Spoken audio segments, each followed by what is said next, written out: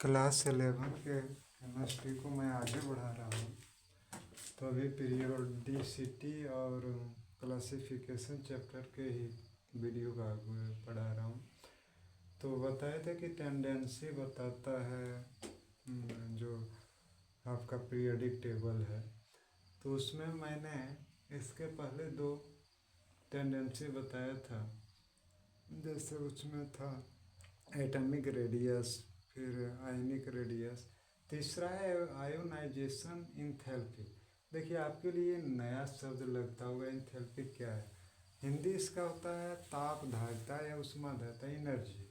तो ये आयनिक ऊर्जा क्या है कि देखिए इसको समझने के लिए मान लीजिए कोई एटम है, एटम नहीं आयन इसको मानिए, क्योंकि आउटर मोस्ट जो ऑर्बिट होता है वो इसका कंप्लीट होता है। तो इससे एक इलेक्ट्रॉन को लेना है हमको। तो जब इलेक्ट्रॉन को लेने के लिए हमको जो एनर्जी रिक्वायर्ड होता है ना, उसी को हम लोग आयोनाइजेशन इंथैल्पी या आयोनाइजेशन एनर्जी कहते हैं। आपको ये पता है कि किसी, देखिए आप विशेष बताएंगे कि जब हम इलेक्ट्रॉन को किसी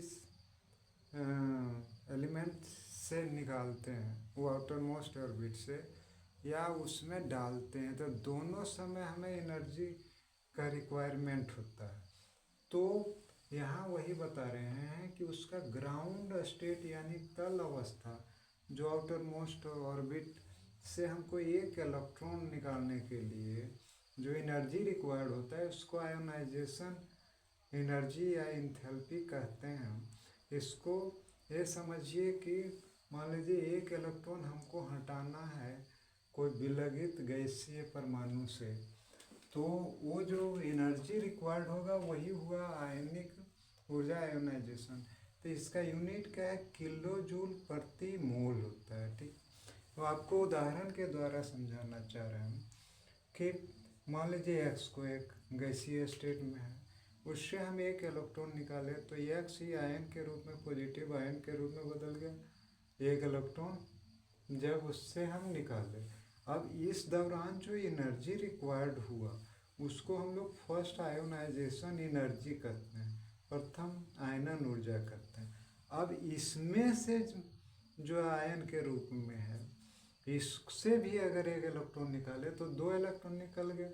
तो इस समय भी हमको एनर्जी का ज़रूरत है। इस एनर्जी को हम सेकेंड आयोनाइजेशन एनर्जी कहते हैं।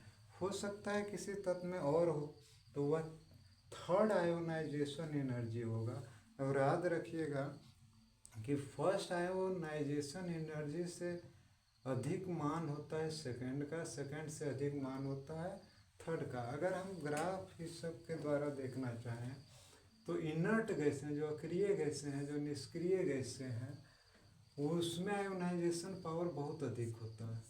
ठीक है, तो उसका आयोनाइजेशन एनर्जी बहुत ज़्यादा होता है। और जो अल्केली मेटल देखते हैं जैसे सोडियम, पोटेशियम, ये सब जो है, ये सब बहुत एक्टिव होता है, तो इसका आयोनाइजेशन पावर जो होता है वो बहुत लो होता है। अब अगर हम पीरियोडिक टेबल से समझना चाहें तो पीरियड में हम अगर लेफ्ट टू राइट जाते हैं तो आयोनाइजेशन पावर जो होता है वो इंक्रीज करता है, बढ़ता है। लेकिन यदि हम ग्रुप में ऊपर से नीचे आवें, जैसे लिथियम, सोडियम, पोटेशियम, ऊपर से नीचे आवें, अप टू डाउन, तब वह घटता है। अगर आप मेरी वीडियो को मददगार समझते हैं, आपको कुछ मदद मिल रहा है, तो प्लीज़ लाइक और सब्सक्राइब कीजिए, यही आपसे उम्मीद करते हैं।